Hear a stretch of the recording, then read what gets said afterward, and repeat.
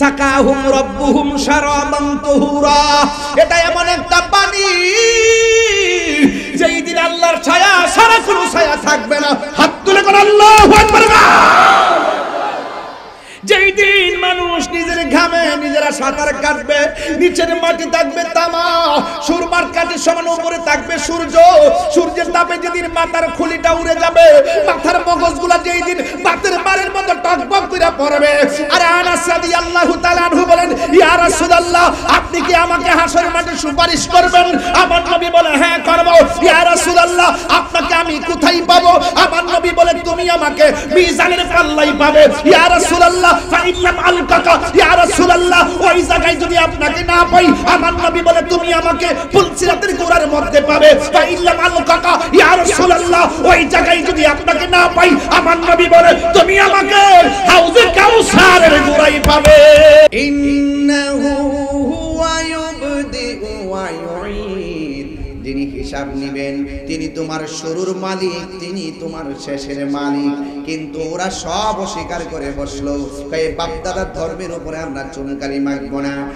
এরপরে আল্লাহ রাব্বুল আলামিন এইভাবে কুরআন নাযিল করার পরে কাফেররা মানে না। শেষ পর্যন্ত আল্লাহ রাব্বুল আলামিন আমার নবীর জবান মোবারকে কাফেরদেরকে চ্যালেঞ্জ ঘোষণা করলেন। মাঝে মাঝে সুন্নিরা বাহাসের ডাক দেয় কেন? যখন কেউ মানে না তাদের সামনে বাহাসের ডাক দেয়। কথা কোন ঠিক কিনা? এটা আমার আল্লাহ শিখাইছে। ওরা যখন বলতেছে কোরআনটা বানানো, আল্লাহ ডাক দিয়া কয় কি, ওয়া ইন কুনতুম ফি রাইবিম মিম্মা নাযালনা আলা আবদিনা ফাতু বিসূরাতিন মিন মিসলিহি ওয়াদউ শুহাদাআকুম মিন দুনিল্লাহি ইন কুনতুম সাদিকিন। কোরআন এমন একটি গ্রন্থ যার মাঝে কোনো সন্দেহ নাই, লা শাক্কা বলা হয় না, লা রাইবা বলা হয়েছে। শকের মাঝে ডান বাম হতে পারে, কিন্তু রাইবনির মধ্যে কোনো এদিক সেদিক নাই। এখানে জালিকা বলা হয়েছে, হাজা বলা হয় না। জালিকা মানে হলো এই কিতাবটা, যেই কিতাবটা উমেদনগরে আছে, যেই কিতাবটা বাংলাদেশে আছে, যেই কিতাবটা পৃথিবীর জমিনে রয়েছে, সেটা হলো একটা ফটোকপি। এই কোরআন আসলে একটি জায়গায় মোহরাঙ্কিত, এই কোরআনটা আসলে একটা জায়গায় অঙ্কিত, এই কোরআনটা আসলে একটি জায়গায় সংরক্ষিত, এই কোরআনটা আসলে একটি জায়গায় সংযোজিত। সেই জায়গাটার নাম হলো লাউহে মাহফুজ। বলুন না সুবহানাল্লাহ। বাল হুয়া কুরআনুম মাজিদ ফি লাউহিম মাহফুজ। সেখান থেকে এই কোরআন রাসূল পাকের সিনায় আল্লাহ পাক ঢেলে দিয়েছেন। এই কোরআনে এত পাওয়ার, পাহাড় এই কোরআন নিতে রাজি নয়, পাহাড় থরথর করে কাঁপে। এত ভারী কোরআন, এত পাওয়ারফুল কোরআন। লাউ আনজালনা হাযাল কুরআন আলা জাবালিন লারাআইতাহু খাশিআন মুতাসাদ্দিআন মিন খাশিয়াতিল্লাহ ওয়া তিলকাল আমসালু নাদরিবুহা লিন-নাসি লাআল্লাহুম ইয়াতাফাক্কারুন। পাহাড় থরথর করে আল্লাহর ভয়ে কেঁপে উঠেছে। আর সেই কোরআন যখন আমার নবীর সিনায় আল্লাহ ঢেলে দিয়েছেন, সে কোন জায়গা? সেই জায়গাটা হলো জাবালে নূর, যে জায়গায় উঠতে আমার সময় লাগছিল বাংলাদেশ টাইম 2.5 ঘন্টা। 2.5 ঘন্টা লেগেছিল সেই পাহাড়ে উঠতে। 2 বোতল পানি শেষ হয়েছে। 2.5 ঘন্টায় উপরে ওঠার পর কিছুক্ষণ বসছি, বসার পরে আবার সিঁড়ি দিয়ে নিচে নামছি। ওই জায়গার নাম গারে হেরা। নির্জন একটি জায়গা, যেই জায়গাটি বড় বড় পাথর দিয়ে এমন করে আটকে রাখা হয়েছে। মাঝে মাঝে কিছু ছিদ্র আছে, খুব বাতাস ঢুকে ভিতরে। সেই জায়গায় রাসূল যখন অবস্থান করছিলেন, আল্লাহ পাক ওই জায়গাতে সূরা আলাকের 5টি আয়াত নবীর উপরে নাযিল করেছেন। এত ভয়ঙ্কর রাস্তা। এখন তো পাকিস্তানিরা অনেক রাস্তা করে দিয়েছে, সিঁড়ি করে দেওয়ার পরও যান চলে না। আর সেই রাস্তা ছাড়া কিভাবে আমার রাসূল সেখানে উঠেছেন, আর ওই জায়গায় টাইমে টাইমে আমার নবীর মানসিক প্রশান্তির নাম আম্মা জান খাদিজাতুল কুবরা রাদিয়াল্লাহু তাআলা আনহা, তিনি টাইমে টাইমে রাসূলুল্লাহর জন্য খাবার নিয়ে যেতেন। এই পৃথিবীতে স্বয়ং আল্লাহ একজন নারীকে সালাম দিয়েছেন, তিনি হলেন হযরতে খাদিজাতুল কুবরা। দিনের এক করুণ প্রেক্ষাপট ঘিরে জান মাল দিয়ে আল্লাহর হাবিব সাল্লাল্লাহু আলাইহি ওয়াসাল্লামের এমন মানসিক প্রশান্তি তিনি দিয়েছেন, জানে মালে সব কিছু নবীর প্রেমে উজাড় করে দিয়েছেন হকের জন্য। পাঁচটা আয়াত যখন নবীর উপরে নাজিল হয়েছে, আল্লাহর হাবিবের কপাল মুবারক, সের মুবারক ঘামতেছে, পসিনা মুবারকের ফুটাগুলো কপালের মধ্যে ফুটে উঠেছে। খাদিজাতুল কুবরা রাদিয়াল্লাহু তাআলা আনহা বলেন, আমি দেখতেছি রাসূল পাকের সেই ফুটা মুবারকগুলো মনি মুক্তার মতন চিকচিক করতেছে। আল্লাহর হাবিব বলেন, ইয়া খাদিজাতুল কুবরা জাম্মিলুনি জাম্মিলুনি, আমাকে কম্বল দিয়া জড়ায়া ধরো। আমার নবী, আপনার নবী বলেন, আমার একটু জ্বর জ্বর ভাব লাগতেছে। আসমানি কিতাব আমার উপরে নাজিল হয়েছে, আমার একটু জ্বর জ্বর ভাব লাগতেছে। খাদিজাতুল কুবরা রাদিয়াল্লাহু তাআলা আনহা আল্লাহর হাবিবকে বললেন, ইয়া রাসূলুল্লাহ, ইয়া হাবিবাল্লাহ, আপনি টেনশন করবেন না, আপনাকে আল্লাহ রাব্বুল আলামিন বিপদে ফেলবেন না, কারণ আল্লাহ রাব্বুল আলামিন আপনাকে ভালোবাসেন। আর আপনার একটা বড় গুণ হলো আপনি মানুষকে ভালোবাসেন, আপনি মানুষকে ভালোবাসেন। Humanity is the very important element for our life. রাসূলের কাছে অন্য ধর্মের মানুষ আসলেও তিনি এমন ভাবে প্রেজেন্টেশন করতেন, জোর করে রাসূল চিনাইতে হয় নাই, রাসূল পাকের ব্যবহারে মুগ্ধ হয়ে বহুত কাফের মুসলমান হয়ে গেছে।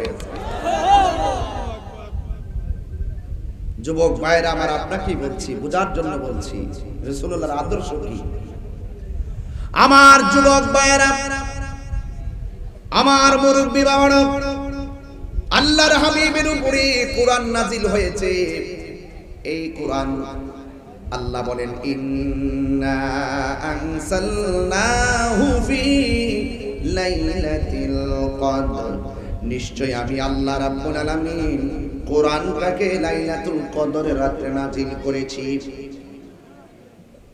এক এক জায়গায় আল্লাহ রাব্বুল আলামিন এক এক ভাবে কোরআনের নাজিলের প্রেক্ষাপট উল্লেখ করে দিয়েছেন। শাহরু রমাদানাল্লাযী উনজিলা ফীহিল কুরআন। আমার যুবক ভাইরা, আল্লাহর হাবিবের উপর যখন কোরআন নাজিল হলো, যেই কাফেররা আমার নবীকে আল আমিন বলেছে, কোরআন যখন নাজিল হয়েছে আমার নবী বলেন, এই কাফেররা, দুনিয়ার মানুষেরা, আমার আল্লাহ তোমাদেরকে কিভাবে চলতে হবে এই জন্য আমার উপর একটা সংবিধান নাজিল করেছেন। আপনারা জবান খুলে বলেন, সেই সংবিধানের নাম কি? কোরআন। এই কোরআনের মাদ্রাসা আজকে আপনারা আসছেন। The Holy Quran is the constitution of human life. এই কোরআনটা হলো তোমার আমার সংবিধান। আজকে যেই সমস্ত হাফেজ ছেলেরা মাথার মধ্যে সাদা পাগড়ি নিয়েছে, কোরআনে হাফেজ হওয়ার কারণে তাদের মাথায় পাগড়ি পরিয়ে দেওয়া হয়েছে। মনে রাখবেন, এই ছেলেগুলার মূল্য অনেক বেশি। আজকে আপনারা যতটুকু খুশি হয়েছেন, তার মা বাবা তার চাইতে আরো কোটি গুণ বেশি খুশি হয়েছে। আমার পোলাটার আমি গর্বে ধারণ করেছি, কোরআনে হাফেজ বানাবো। অনেক শখ কইরা হযরত শাহজালাল রহমাতুল্লাহ আলাইহি হাফিজিয়া মাদ্রাসা উমেদনগর, এই উমেদনগর মাদ্রাসায় দিয়ে দিয়েছেন। উস্তাদদেরকে ধন্যবাদ জানাই, শিক্ষকদেরকে ধন্যবাদ জানাই। যারা শেষ রজনীতে এই এলাকাকে ছাত্রদের জবান মিশ্রিত কোরআন তেলাওয়াত দ্বারা আলোকিত করেছেন। উস্তাদগুলো জান প্রাণ দিয়ে এদেরকে হাফেজ বানিয়েছেন। আমার জীবনে এই প্রথম কোন মাহফিলে এত বেশি ছাত্রকে পাগড়ি পড়াইছি, আলহামদুলিল্লাহ বলতেন না। এবং আমার জীবনে আমি প্রথম দেখলাম এত বেশি হাফেজকে পাগড়ি দেওয়া হয়েছে। তাইলে আপনারা নিঃসন্দেহে বুঝতে পারেন এই মাদ্রাসার লেখাপড়ার মান কি ভালো না খারাপ। সন্তানগুলোকে তাড়াতাড়ি মাদ্রাসায় দিয়ে দিবেন। এই ছেলেগুলা এত দামি, এই কোরআন মুখস্থ করেছে, এই কোরআনের ভিতর কি কি আছে এই বিষয়গুলো যদি তারা হৃদয়ঙ্গম করতে পারে, আল্লাহর হাবিব সাল্লাল্লাহু আলাইহি ওয়াসাল্লাম বলেন এই মাদ্রাসার হাফেজগুলো হাশরের ময়দানে সুপারিশ করার সুযোগ পেয়ে যাবে। আল্লাহু আকবার বলেন না। এই ছাত্রগুলো রাস্তা দিয়ে হাঁটলে ফেরেশতারা নূরের পাখাগুলো জমিনে বিছায়া দেয়। এই ছেলেগুলো কোরআনের পাখিগুলো গুরুস্থানের পাশ দিয়া গেলে আল্লাহ রাব্বুল আলামিন কবরের আযাব মাফ করে দেন। আপনারা জবান খুলে বলুন। আপনারা অনেকে মনে করতে পারেন আমি তারা খাওয়াইছি আমার টাকা লস হয়েছে। না না, তো আমল ওয়াহিদে ইয়াকফিল ইসনাইন, একজনের খাবার দুইজনের জন্য যথেষ্ট। একটা কথা মনে রাখবেন, 5 জনের খাবার রান্না 6 জন খাইতে পারে, 2 জনের খাবার রান্না 3 জন খাইতে পারে। এই জন্য একজন খাওয়ানোটাকে বিরক্তি মনে করবেন না। আপনি লিখে রাখতে পারেন এই সন্তান যদি আল্লাহর দরবারে সুপারিশ করার সুযোগ পায় নিঃসন্দেহে ছেলে আপনাকে বলবে না। আল্লাহ যদি তার সেই তৌফিক দেয়, তৌফিক দেওয়ার মালিক কে? আরো জোরে বলেন কে? এই জন্য আমার যুবক ভাইরা, ছাত্রদের জন্য আমার এলান থাকবে, তোমরা যারা হাফেজ হয়েছো, আজকে যারা পাগড়ি পেয়েছো, তোমাদের জন্য আমার প্রথম নসিহত, এই পড়াগুলা দৈনিকভাবে তোমরা চর্চা করবে। প্রতি বছর রমজান মাসে তারাবি পড়াবে এবং অবশ্যই অবশ্যই আপনারা এই পড়াগুলা প্রতিদিন এক পারা করে মাসে মাসে খতমগুলা পড়বেন।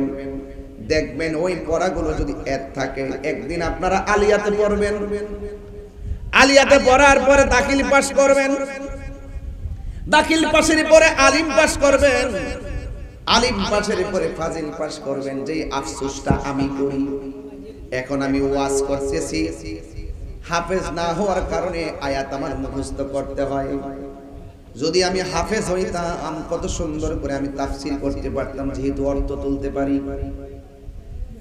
হাফেজ হওয়ার এত মূল্য, আপনি যদি হাফেজ হওয়ার পরে আলেম হতে পারেন তাইলে আপনি খেদমতগুলো অনেক সুন্দর করতে পারবেন, কোরআনের অর্থগুলো জাতিকে ভালো করে বোঝাতে পারবেন, নামাজ পড়াইতে গেলেও সহি শুদ্ধভাবে আপনি ইমামতি করতে পারবেন। আপনারা জবান খুলে বলেন, কোরআন যার সিনার মধ্যে আছে ওই মানুষটার দাম কম না বেশি? আল্লাহর হাবিব বলেন কোরআন হলো কার কালাম? কারণ আমার নবী তো নিজের মন গড়া কোনো বানায়া কথা বলে না। আল্লাহ রাব্বুল আলামিন কোরআনে বলেছেন, ওয়া মা ইয়ানতিকু আনিল হাওয়া ইন হুয়া ইল্লা ওয়াহিয়ুন ইউহা।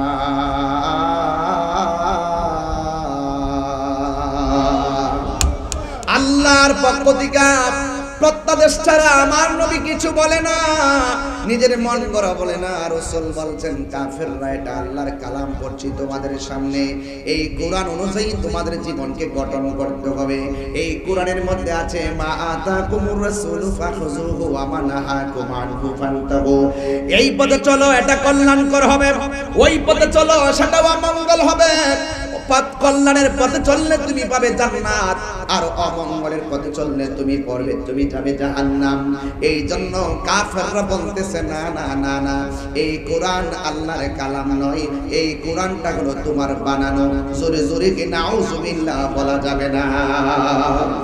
জবানটা খুলে বলেন কোরআন কার কালাম? আরো জোরে বলো কার কালাম?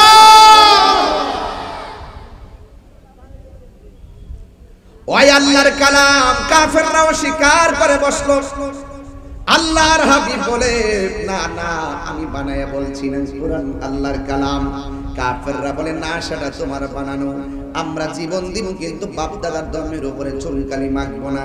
এবার আমার নবী বলেন আমার কাজ হলো দাওয়াত দেওয়া, গ্রহণ করা তোমাদের ব্যাপার, কিন্তু মনে রেখো আমার কথা না মানলে, কোরআনের কথা না মানলে হিসাব নিবেন একজন। জবান খুলে বলুন তিনি কে? ইন্নাহু হুয়া ইউবদিউ ওয়া ইউঈদ, যিনি হিসাব নিবেন তিনি তোমার শুরুর মালিক, তিনি তোমার শেষের মালিক। কিন্তু ওরা সব অস্বীকার করে বসলো, এই বাপ দাদার ধর্মের উপরে আমরা চুনকালি মাখবো না। এরপরে আল্লাহ রাব্বুল আলামিন এইভাবে কুরআন নাযিল করার পরে কাফেররা মানে না। শেষ পর্যন্ত আল্লাহ রাব্বুল আলামিন আমার নবীর জবান মোবারকে কাফেরদেরকে চ্যালেঞ্জ ঘোষণা করলেন। মাঝে মাঝে সুন্নিরা বাহাসের ডাক দেয় কেন? যখন কেউ মানে না তাদের সামনে বাহাসের ডাক দেয়। কথা কোন ঠিক কিনা? এটা আমার আল্লাহ শিখাইছে।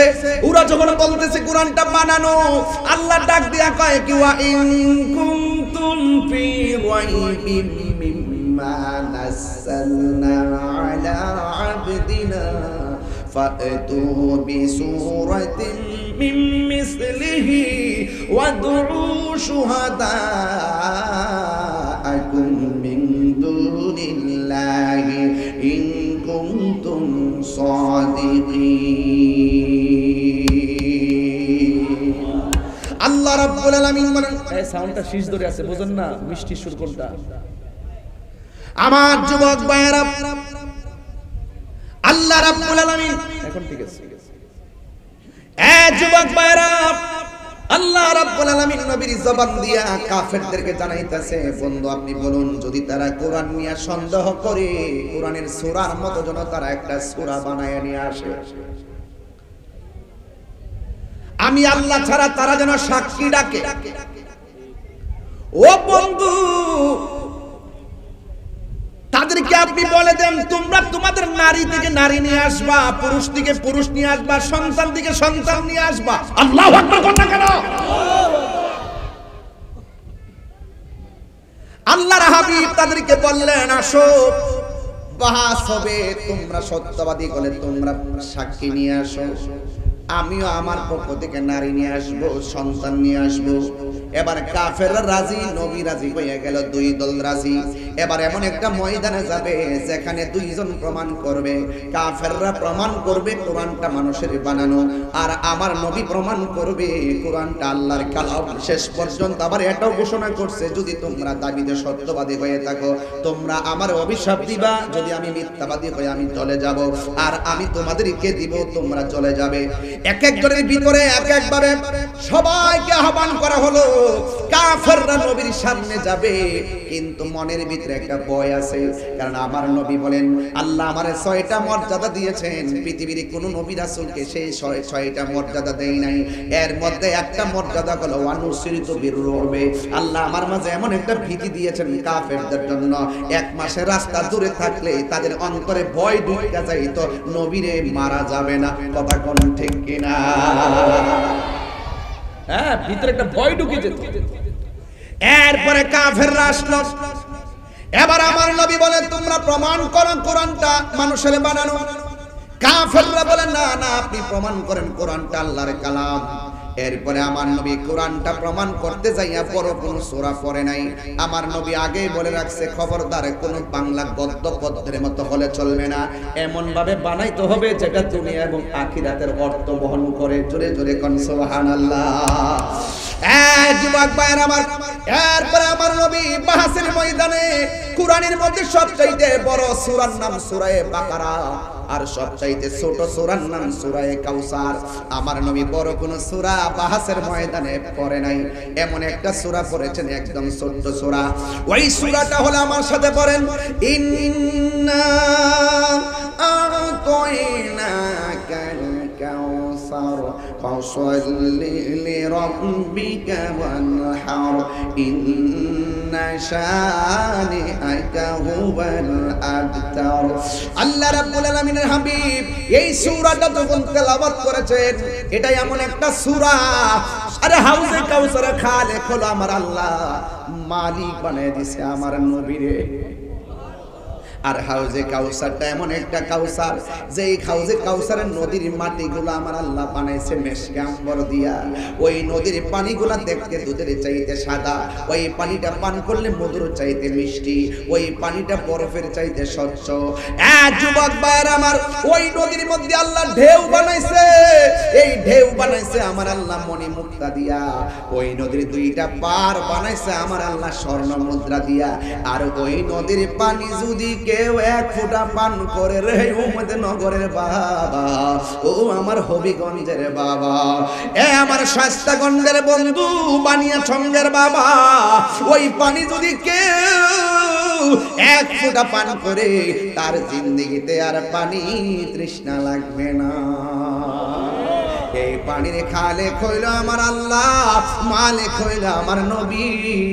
আল্লাহ বলে, ও বন্ধু, ইন্না আতাইনাকাল কাউসার, নিশ্চয় আমি আল্লাহ আপনাকে হাউজে কাউসারটা দান করেছি। সাকাহুম রাব্বুহুম শারাবান তুহুরা, এটা এমন একটা পানি যেই দিন আল্লাহর ছায়া সারা কোনো ছায়া থাকবে না। হাত তুলে কোন আল্লাহু আকবার। যেই দিন মানুষ নিজের ঘামে নিজেরা সাঁতার কাটবে, নিচের মাটি থাকবে তামা, সুরমার কাঠির সমান উপরে থাকবে সূর্য। সূর্যের তাপে যেদিন মাথার খুলিটা উড়ে যাবে, মাথার মগজগুলা যেই দিন বাতের বারের মতো টকবক করে পড়বে। আর আনাস রাদিয়াল্লাহু তাআলা আনহু বলেন, ইয়া রাসূলুল্লাহ, আপনি কি আমাকে হাসর মাঠে সুপারিশ করবেন? আমার নবী বলে, হ্যাঁ করব। ইয়া রাসূলুল্লাহ, আপনাকে আমি কোথায় পাবো? আমার নবী বলে, তুমি আমাকে মিজানের পাল্লাই পাবে। ইয়া রাসূলুল্লাহ, ফাইল্লাম আলকাকা, ইয়া রাসূলুল্লাহ, ওই জায়গায় যদি আপনাকে না পাই, আমার নবী বলে, তুমি আমাকে পুলসিরাতের গোড়ার মধ্যে পাবে। ফাইল্লাম আলকাকা, ইয়া রাসূলুল্লাহ, ওই জায়গায় যদি আপনাকে না পাই, আমার নবী বলে, তুমি আমাকে হাউজে কাউসারের গোড়ায় পাবে।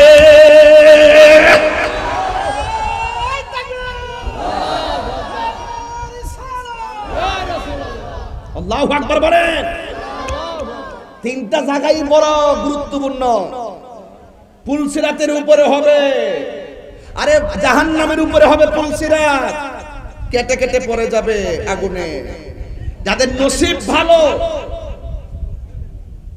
তারা এই পুলসিরাত বিজলির মতো পার হয়ে যাবে, কেউ গোড়ার দূরের মতো পার হয়ে যাবে। রাসূল বলেন, রাস্তাটা বড় অন্ধকার। যারা আমার উপরে মহব্বতের দুরূদ শরীফ পড়বে, আল্লাহ পাক সেই অন্ধকার দূর করে পুলসিরাতের অন্ধকারাচ্ছন্ন রাস্তাকে আলোকিত করে দিবেন। ঠিক কিনা বলেন? তুমি মোদের আশার আলো। আমার ছেলেগুলা অনেকে আসছে, না গাইলে ওরা কষ্ট পাবে। এই ছেলেগুলোর জন্য দিতে হবে কিছু খাওয়া। কথা করো, ঠিক না বেটি? তুমি মোদের আশার আলো, সবাই তুমি মোদের আশার আলো, তাই তো তোমায় বাসি ভালো, তুমি মোদের আশার আলো। এই ছেলেরা হাত তুলো তো দেখি, পতাকা উড়াই দাও, পতাকা বানাই দাও, পতাকা। আহা তুমি মোদের আশার আলো, তাই তো তোমায় হৃদয় নামের ফুলদানিতে, হৃদয় নাম গেতে রেখেছি প্রেমের মালা। ইয়া রাসূলুল্লাহ, ইয়া হাবিবাল্লাহ, ইয়া রাসূল, ইয়া হাবিবাল্লাহ, ইয়া রাসূলুল্লাহ, তুমি জীবন, তুমি মরণ, আধার ঘরে তুমি আপন, তুমি জীবন, তুমি মরণ, আধার ঘরে তুমি মোদের পাড়ের তরি, তুমি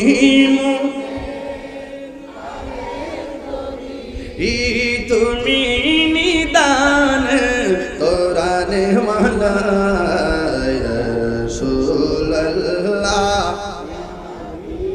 আল্লাহ ইয়া রাসূলুল্লাহ ইয়া হাবিবাল্লাহ ইয়া রাসূলুল্লাহ সুবহানাল্লাহ বলবেন না আরো বড় করবেন আল্লাহু আকবার এবার আমার নবী সূরা কাউসার পড়লেন কাফেররা আসছে কোরআনের মতো সূরা বানাইতে আর পারে না লাস্টে বলতে বাধ্য হয়েছে লাইসা হাযা কালামিল বাশার আমরা বিশ্বাস করেছি এই কোরআন মানুষের কোনো নয় নিঃসন্দেহে এই কোরআন হলো একজনের কালাম জবান খুলে বলুন তিনি কে হাত তুলে বলুন তিনি কে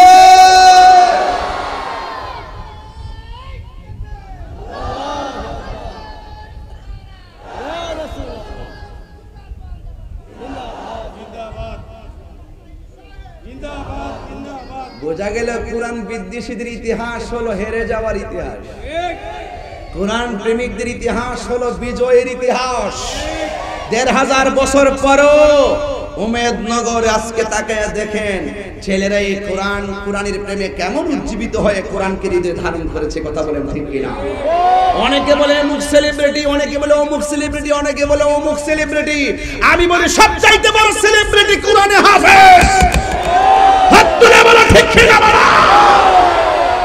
নারায়ে তাকবীর আল কোরআনের আলো কোরআন সুন্নাহর আলো নূর নবীজির আলো দ্বীন ইসলামের আলো আহলে সুন্নাত ওয়াল জামাত জিন্দাবাদ জিন্দাবাদ নারায়ে তাকবীর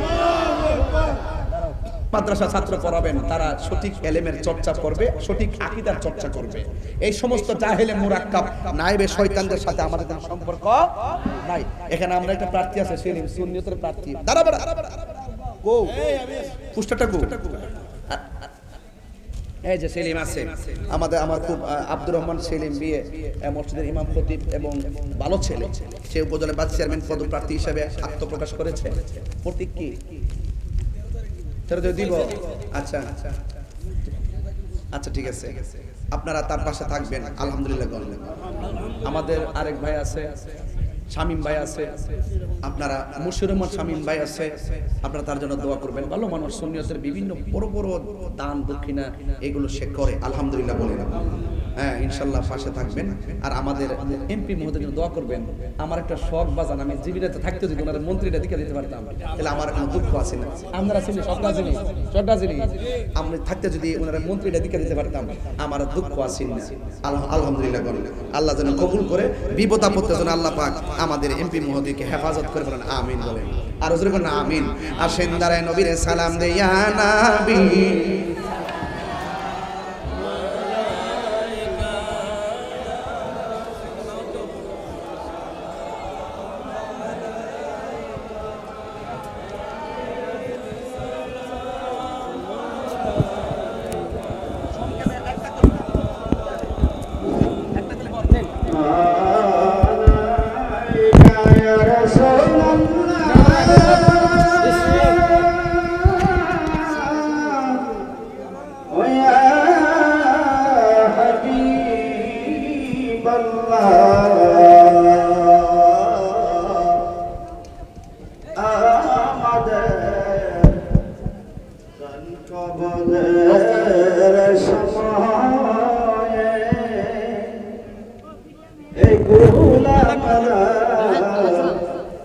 দেখতে চাই নবী গো আপনাকে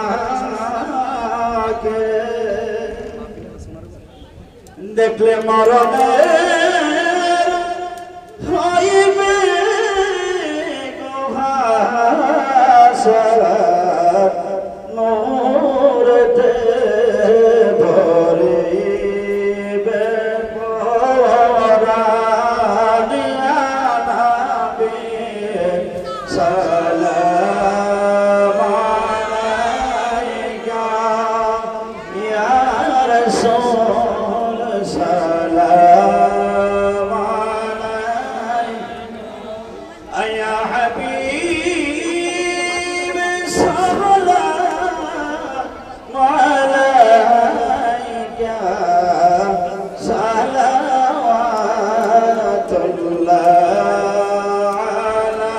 عليك بلغ العلا بكماله كشف الدجى بجماله حسنت جميع حصانه صلوا عليه وآله سلموا يا قوم بل صلوا على صدر الأمين مصطفى ما جاء إلا رحمة للعالمين اللهم آمين ربنا ظلمنا أنفسنا وإن لم تغفر لنا وترحمنا لنكونن من الخاسرين আয় রাব্বুল আলামিন আল্লামা উস্তাদুল হুফাজ হাফেজ কারি আবাদুল হক চৌধুরী আবাদ সাহেবের অত্যন্ত ক্লান্ত পরিশ্রমী আজকের ওদের শাহজালাল ইয়ামিনী রহমাতুল্লাহ আলাইহি হাফিজিয়া মাদ্রাসা থেকে 29 জন ছেলেকে মাথায় পাগড়ি পড়ালাম আল্লাহ যে উস্তাদরা জান প্রাণ দিয়ে যে কমিটির এলাকাবাসীরা মহব্বত করে মাদ্রাসাটা ধরে রেখেছেন আল্লাহ তাদের সবার খেদমতগুলো আপনার দরবারে কবুল করে নেন আল্লাহুম্মা আফিনি ফি বাদানি আল্লাহুম্মা আফিনি ফি সামঈ اللهم عافني في بصري اللهم إنك عفو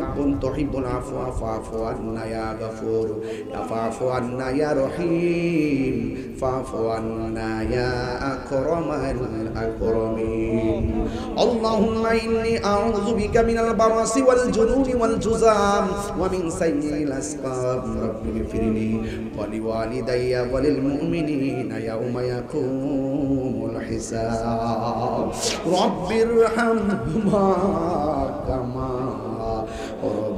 ربياني صغيرا اللهم احفظ المسجد الأقصى اللهم احفظ المسلمين الفلسطين আল্লাহ মেহেরবানি করে ফিলিস্তিনের মুসলমানদেরকে জানে মালে হেফাজত করো আল্লাহ এদের উপরে গায়েবী মদদ দান করো ইসরায়েলের গুন্ডা বাহিনীকে মাটির নিচে ফেলাইয়া ধ্বংস করে দাও আল্লাহ মসজিদে আকসাকে তোমার ঘর তুমি রক্ষা করো আল্লাহ মেহেরবানি করে এই এলাকার মাদ্রাসায় যারা টাকা দিয়ে পয়সা দিয়ে জ্ঞান দিয়ে শ্রম দিয়ে বুদ্ধি দিয়ে জায়গা দিয়ে বিল্ডিং দিয়ে সিমেন্টের বস্তা দিয়ে টাকা দিয়ে খাওন দিয়ে যারা সহযোগিতা করতেছেন আল্লাহ মেহেরবানি করে সবার খেদমতগুলো তুমি নাজাতের দরিয়া বানায়া দিও জানি না কার জানে আব্বা নাই আম্মা নাই দাদা নাই দাদি নাই গো আল্লাহ ওই অন্ধকার কবরে যারা শুয়ে আছে আল্লাহ ওদের কবরগুলোকে জান্নাতের বাগান বানায়া দাও আল্লাহ আমি গুনাহগার আব্বা দুনিয়াতে নাই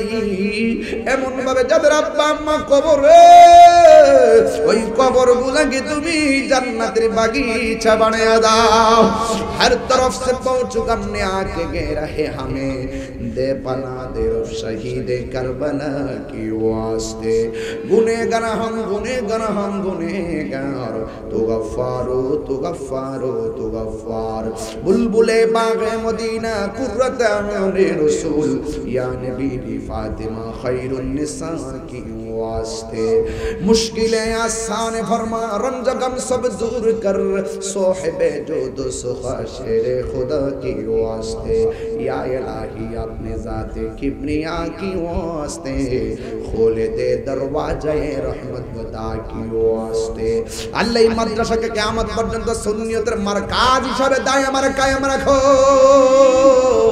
আল্লাহ যারা খেদমত করে কবরে চলে গেছে আল্লাহ কবরগুলোকে জান্নাতের গুলজার বানায়া দিও আল্লাহ যারা বিদেশের বাড়ি থেকে সহযোগিতা করেছে যারা প্রবাসী বন্ধুরা রয়েছে সবার জানমালকে আপনি আমানতে রাখেন যারা ব্যবসা বাণিজ্য করে সবার ব্যবসার মধ্যে বরকত দিয়ে দেন আল্লাহ যারা অভাবে আছে অভাব দূর করে দেন আল্লাহ যারা মাদ্রাসায় এখন লেখাপড়া করতেছে সবার সিনাটারে লোহে মাহফুজের আয়না বানায়া দেন আল্লাহ মুর্দা কলবটাকে জিন্দা বানায়া দেন আমাদের সিনাটারে মদিনাওয়ালার আয়না বানায়া দেন জীবনে যদি মদিনায় যাইতে না পারে গো আল্লাহ আল্লাহ আমরা রে নবী না দেখাইয়া মরণ দিও না ও এলাহি বড়ই পাতার গরম জল শেষ গোসল আমায় করাই দিবে গো চারজনে চার কান্দে লইয়া চারজনে চার কান্দে লইয়া নামাই দিব আপন বসত বাড়ি ও এলাহি আমরা আরে জীবনের কই দিন আছে বাকি। আল্লাহ 72 ফেরকার এক ফেরকা আহলে হাদিস, 72 ফেরকার এক ফেরকা হলো সেই শিয়া খারিজি। আল্লাহ এই সমস্ত বাতিল ফেরকা থেকে তুমি আমরা হেফাজত করো। ওয়া সাল্লাল্লাহু তাআলা হাবিবিল কারীম ওয়া আলা আলিহি ওয়া আসহাবিহি আজমাইন। আমিন আমিন। কালিমে তয়্যিবা লা ইলাহা ইল্লাল্লাহ মুহাম্মাদুর রাসূল।